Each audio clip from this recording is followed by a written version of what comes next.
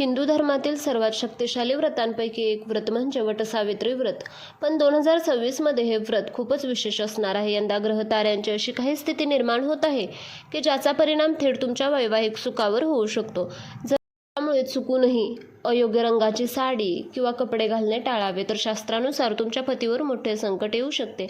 काय आहे 2026 मधील वटपौर्णिमेची शुभ वेळ? पूजेमध्ये कोणती विशेष वस्तू वापरल्याने साक्षात यमराजही तुमच्या सुहागाचे रक्षण करतील? आजच्या या सविस्तर व्हिडिओमध्ये मी तुम्हाला 2026च्या वटपौर्णिमेबद्दल अशी माहिती देणार आहे जी कदाचित तुम्हाला आजवर कोणीही सांगितली नसेल. हा व्हिडिओ शेवटपर्यंत नक्की पहा, कारण शेवटी मी एक असा महाउपाय सांगणार आहे जो तुमच्या पतीचे आयुष्य 100 वर्षापर्यंत नेण्यास मदत करू शकतो. 2026 मध्ये वटपौर्णिमा 29 जून 2026 सोमवार रोजी साजरी केली जाईल. महाराष्ट्रामध्ये पौर्णिमेच्या दिवशी वटवृक्षाची पूजा करण्याची प्रथा आहे. पौर्णिमा तिथी प्रारंभ 28 जून उत्तरात्री 3:06 सुरू होत आहे आणि सोमवारी 29 तारखेला उत्तरात्री 5:26 पौर्णिमा तिथी आहे. पूजेचा शुभ मुहूर्त सकाळी 8:55 ते सकाळी 10:40 पर्यंतचा काळ पूजेसाठी अत्यंत शुभ मानला जातो. वटसावित्री व्रताचे महत्त्व पाहूया. सावित्रीने आपल्या बुद्धिमत्तेने आणि भक्तीने यमराजाकडून आपल्या पतीचे म्हणजे सत्यवानाचे प्राण परत मिळवले होते. हे व्रत केवळ परंपरेचा भाग नसून ते स्त्रिया इच्छाशक्तीचे आणि प्रती असलेल्या निष्ठेचे प्रतीक आहे. वडाच्या झाडाचे आयुष्य खूप मोठे असते, म्हणूनच आपल्या पतीचे आयुष्यही वडासारखे दीर्घ असावे या भावनेने ही पूजा केली जाते. 2026 साठी रंगाचे शास्त्र पाहूया. काय घालावे आणि काय टाळावे? रंग हे ऊर्जेचे प्रतीक असतात. वटपौर्णिमेला चुकीचे रंग निवडल्याने नकारात्मक ऊर्जा आकर्षित होऊ शकते. आता पाहूया शुभ रंग. लाल रंग हे सौभाग्याचे आणि शक्तीचे प्रतीक आहे.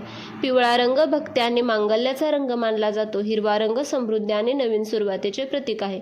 कोणत्या गोष्टी वर्ज्य कराव्या? काळा रंग. पूजेच्या वेळी काळा रंग अशुभ मानला जातो, कारण तो दुःख आणि निगेटिव्हिटी दर्शवतो. तसेच गडद निळा रंग हा शनीचा रंग आहे. वटपौर्णिमेला तो टाळलेलाच बरा. तसेच पूजेसाठी विशेष वस्तू आणि परिधान कोणत्या कराव्या? या दिवशी 16 शृंगार करणे महत्त्वाचे असते. गळ्यातील मंगळसूत्र हे आपल्या सुहागाचे प्रतीक असते. ते सर्वात मोठे रक्षण कवच असते. हातात हिरव्या बांगड्या सौभाग्य आणि पतीच्या आरोग्यासाठी शुभ असतात. तसेच पूजेच्या ताटात 5 प्रकारची फळे, शक्य असल्यास आंबा असावा. ओला हरभरा, सूत म्हणजे दोरा, हळद कुंकू आणि दिवा, अगरबत्ती, नैवेद्य तसेच पूजेसाठी लागणाऱ्या आवश्यक वस्तू असाव्या. तर जर तुमच्या पतीच्या प्रगतीमध्ये किंवा आरोग्यामध्ये अडथळे जाणवत असतील तर या दिवशी तुम्हाला काय उपाय करायचे आहेत ते पाहूया. तर 11 किंवा 108 प्रदक्षिणा. वडाच्या झाडाला सूत गुंडाळताना 7 पेक्षा जास्त 11 किंवा 108 प्रदक्षिणा घालणे विशेष फलदायी मानले जाते.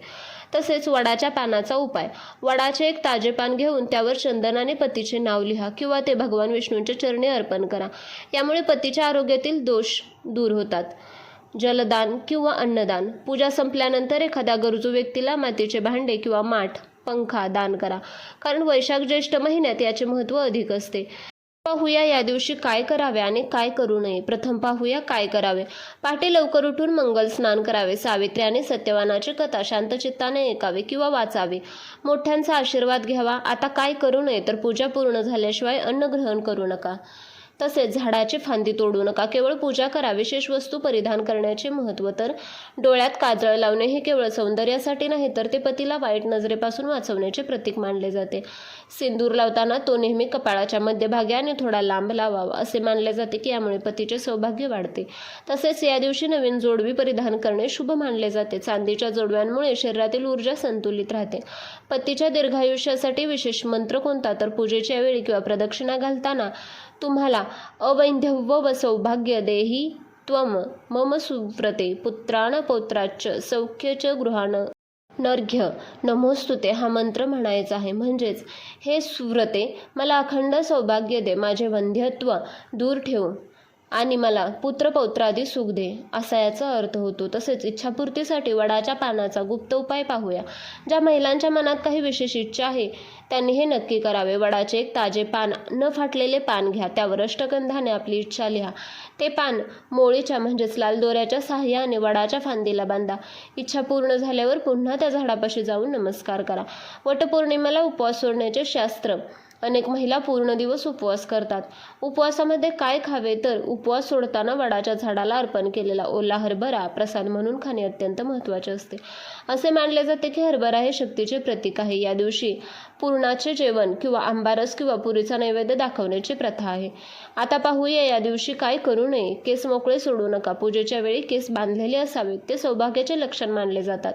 तसेच दुसऱ्यांचे दागिने या दिवशी दुसऱ्यांचे मंगळसूत्र किंवा जोडवी मागून घालू नका.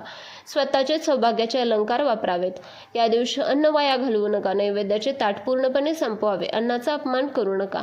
तर सुवासिनींनो, अशी होती 2026 मधील वटसावित्री व्रताची संपूर्ण शास्त्रोक्त माहिती. सावित्रीने आपल्या निष्ठेने सत्यवानाचे प्राण परत मिळवले. तसेच तुमचीही भक्ती तुमच्या संसाराला सुख समृद्धी आणि अखंड सौभाग्याला देऊ, हीच ईश्वरचरणी प्रार्थना. लक्षात ठेवा, वटपौर्णिमेची पूजा ही केवळ एक परंपरा नाही, तर तो आपल्या पतीप्रती असलेल्या प्रेमाचा आणि आदराचा सोहळा आहे.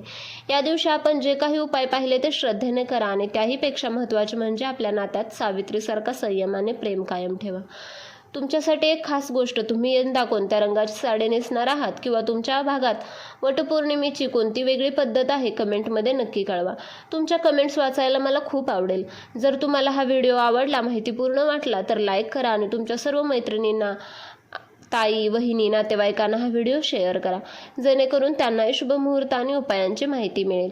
अशाच नवनवीन धार्मिक आणि आध्यात्मिक माहितीसाठी चॅनलला सबस्क्राईब करा. पुन्हा भेटूया अशाच एका नवीन आणि महत्त्वपूर्ण व्हिडिओमध्ये. तोपर्यंत तुम्हा सर्वांना पाहिल्याबद्दल धन्यवाद आणि श्री स्वामी समर्थ.